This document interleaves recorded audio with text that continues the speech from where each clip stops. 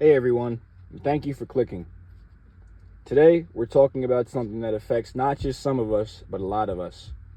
Whether we realize it or not, the impact of constant social media use, especially when it comes to beauty standards and how it can seriously mess with our mental health, is a serious issue we need to talk about. So let's get into it. Let's set the scene a little bit. You open Instagram, TikTok, or Snapchat. Within seconds, you're scrolling through polished images, flawless faces, what I eat in a day videos, gym selfies, and aesthetic morning routines. Everyone looks like they've got it all together. Perfect skin, perfect hair, perfect lives. And whether you're 13 or 30, after a while that starts to sink in. It makes you wonder, why don't I look like that? Why isn't my life that perfect? And that right there is the trap. Social media, especially visual platforms, have created an environment where impossible beauty standards are constantly pushed in our faces. And it's not just celebrities or influencers anymore. It's everyday people using filters, editing apps, or just showcasing their highlight reel while hiding everything else. Now let's talk a bit about beauty standards. Before social media, beauty ideals were still around, in magazines, movies, ads, but now they're in your pocket 24/7. The difference is, social media makes it feel personal. It's not a photo shoot with a model anymore.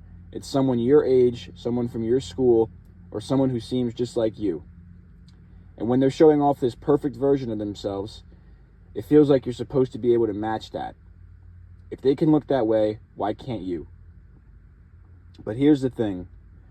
Most of what we see online is curated. It's filtered. It's carefully chosen and edited.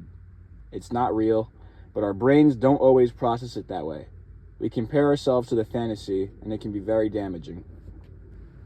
Let's look at the mental health side. Multiple studies have linked excessive social media use to increased levels of anxiety, depression, low self-esteem, and body dissatisfaction, especially among young teens and adults. The more time people spend online, especially looking at images tied to beauty and lifestyle, the more likely they are to feel bad about themselves. And it's not just about looks, it's about lifestyle too. Seeing people traveling constantly, always happy, always productive, always glowing, it can make you feel like you're behind in life, like you're not doing enough, or worse, that you're not enough. And for many, this leads to body dysmorphia, disordered eating, obsessive exercising, or even dangerous cosmetic procedures, all in pursuit of fitting into a mold that was never realistic in the first place. And let's not forget about filters and Facetune.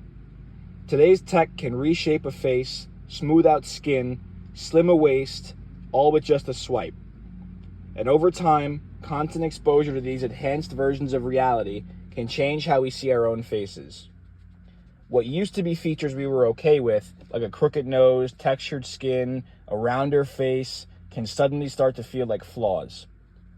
This is known as Snapchat dysmorphia, when people want to look like the filtered versions of themselves. And yeah, it sounds like a joke, but it's not. Plastic surgeons have actually reported people bringing in selfies with filters and saying, "This is how I want to look in real life." And that is heartbreaking. Because when the line between real and fake gets this blurry, it becomes harder and harder to feel good in your own skin. But let's be real. Social media isn't all bad. It can be a place of community, creativity, and connection.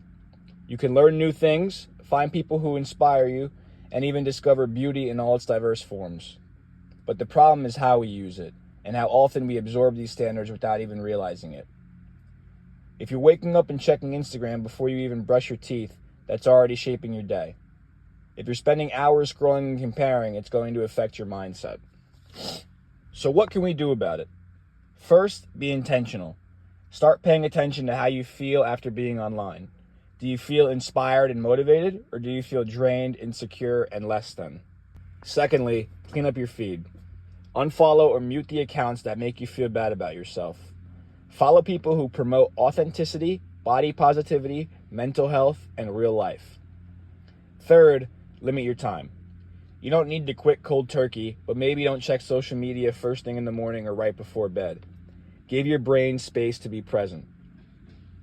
Fourth, remember what's real Everyone has bad days. Everyone has insecurities. You're not just seeing people's breakouts, breakdowns, or behind the scenes stress. You're just seeing a highlight reel and comparing your full life to it. Most importantly, give yourself grace. You are not supposed to look like a filter. You're not supposed to have a Pinterest perfect life. Real people are messy, complex, and beautifully imperfect. And that's more than okay. That's normal. Social media can be fun. It can be powerful, but it should never make you feel like you're not enough, because you always are. Thanks for spending these few minutes with me today. If this resonated with you, share it with someone who might need to hear it too. Let's all be a little kinder to ourselves and to each other. And until next time, take care of your mind and your feed. Thank you.